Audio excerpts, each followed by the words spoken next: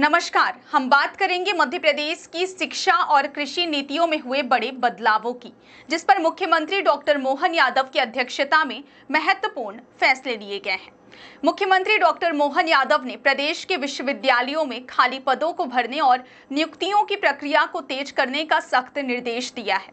उनका कहना है कि अब विश्वविद्यालयों को आईआईटी और आईआईएम की तर्ज पर विकसित किया जाना चाहिए। मुख्यमंत्री ने उच्च शिक्षा विभाग की बैठक में कुलपतियों से अगले 5 साल का रोड मैप तैयार करने को कहा है। इसके अलावा विश्वविद्यालयों और कॉलेजों में कृषि, विमानन, डेयरी, पर्यटन और खनन जैसे सीधे रोजगार से जुड़े कोर्स शुरू करने पर जोर दिया गया है। एक महत्वपूर्ण विचार यह भी है कि महर्षि पाणिनि संस्कृत एवं वैदिक विश्वविद्यालय उज्जैन को आयुर्वेदिक विश्वविद्यालय बनाया जाए। इससे प्रदेश के 50 से अधिक आयुर्वेदिक कॉलेज जुड़ सकेंगे और आयुर्वेद शिक्षा को बढ़ावा मिलेगा। शोध के क्षेत्र में भी बड़े कदम उठाए गए हैं। वर्तमान में संचालित 384 शोध केंद्रों के अतिरिक्त अब 100 नए शोध केंद्र खोले जाएंगे। साथ ही झाबुआ में मेडिकल कॉलेज की स्थापना के लिए जमीन आवंटित हो चुकी है और देवी अहिल्या विश्वविद्यालय इंदौर ने झाबुआ जिला अस्पताल को टीचिंग हॉस्पिटल बनाने का प्रस्ताव भेजा है। मुख्यमंत्री डॉक्टर मोहन यादव ने कहा कि अब समय आ गया है कि प्रदेश के विश्वविद्यालयों को आईआईटी और आईआईएम जैसे राष्ट्रीय स्तर की संस्थानों की तर्ज पर विकसित किया जाए। इसके साथ ही उन्होंने विश्वविद्यालयों और कॉलेजों में ऐसे कोर्स शुरू करने के निर्देश दिए जो सीधे रोजगार से जुड़े हों।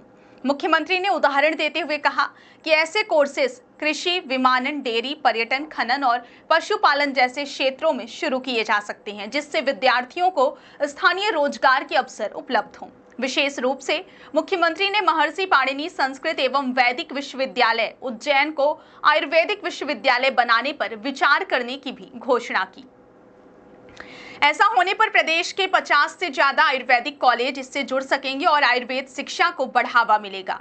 मुख्यमंत्री ने सभी विश्वविद्यालयों से यह भी पूछा कि अब तक कितने रोजगार परक कोर्स शुरू किए गए हैं, उनमें कितने विद्यार्थियों ने प्रवेश लिया और विश्वविद्यालय ने कितने छात्रों को प्लेसमेंट या रोजगार दिलाया है। उन्होंने अधिकारियों को निर्देश दिया कि विश्वविद्यालयों को अपने क्षेत्र के उद्योगों की जरूरतों को समझकर नए कोर्सेस तैयार करने चाहिए। बैठक में यह भी बताया गया कि झाबुआ में मेडिकल कॉलेज की स्थापना के लिए 70 एकड़ जमीन पहले ही स्वास्थ्य विभाग को दी जा चुकी है। वहीं देवी अहिल्या विश्वविद्यालय इंदौर ने झाबुआ जिला अस्पताल को टीचिंग हॉस्पिटल बनाने का प्रस्ताव भेजा है। उच्च शिक्षा विभाग ने यह भी जानकारी दी कि वर्तमान में प्रदेश में 384 शोध केंद्र संचालित हैं और अब 100 नए शोध केंद्र खोले जाएंगे। इसके साथ ही सभी कॉलेज में भारतीय ज्ञान परंपरा प्रकोष्ठ बनाए जा चुके हैं। अपर मुख्य सचिव उच्च शिक्षा अनुपम राजन ने बताया कि इस साल से डिजिटल उत्तर पुस्तिका मूल्यांकन की प्रक्रिया शुरू की जा रही है। प्रधानमंत्री उज्ज्वला योजना के अंतर्गत 3 विश्वविद्यालयों में 326 करोड़ की लागत से 38 निर्माण कार्य चल रहे हैं। इसमें कन्या छात्रावास, प्रयोगशालाएं, कृषि भवन और ऑडिटोरियम शामिल है। अब बात करते हैं मध्य प्रदेश की कैबिनेट द्वारा दिए गए कृषि और किसान हितकारी निर्णयों की। किसानों के हित को ध्यान में रखते हुए कैबिनेट ने भावांतर योजना को मंजूरी दी है। इसके तहत सोयाबीन का एमएसपी 5,000 रुपए से बढ़ाकर 5,328 रुपए किया गया है। योजना के अनुसार यदि किसानों को मॉडल रेट से कम भाव मिलता है तो अंतरराशि सीधे उनके बैंक खातों में सिंगल क्लिक के जरिए भेजी जाएगी। इसके अलावा कैबिनेट ने कोदो और कुटकी की खेती को प्रोत्साहित करने का निर्णय लिया है। प्रदेश के 11 जिलों में इन फसलों का उत्पादन होता है। वर्तमान में कुटकी का भाव 35,000 रुपए और कोदो की कीमत 2,500 रुपए प्रति क्विंटल है।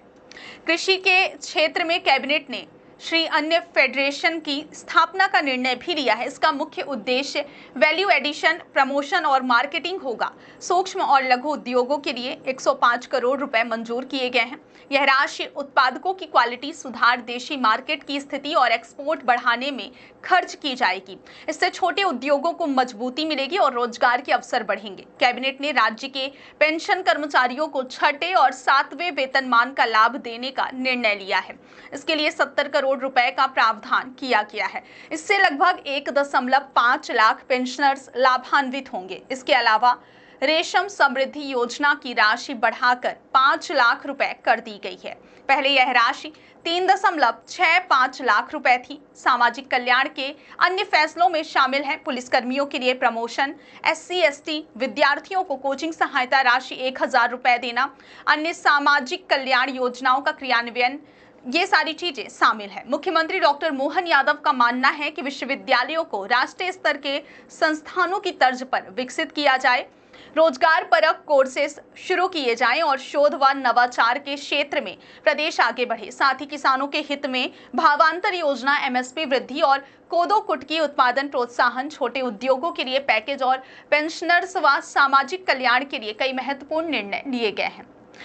ये सभी निर्णय प्रदेश के शिक्षा, कृषि और सामाजिक क्षेत्र में सकारात्मक बदलाव लाने की दिशा में एक बड़ा कदम साबित होंगे। बहुत बहुत धन्यवाद।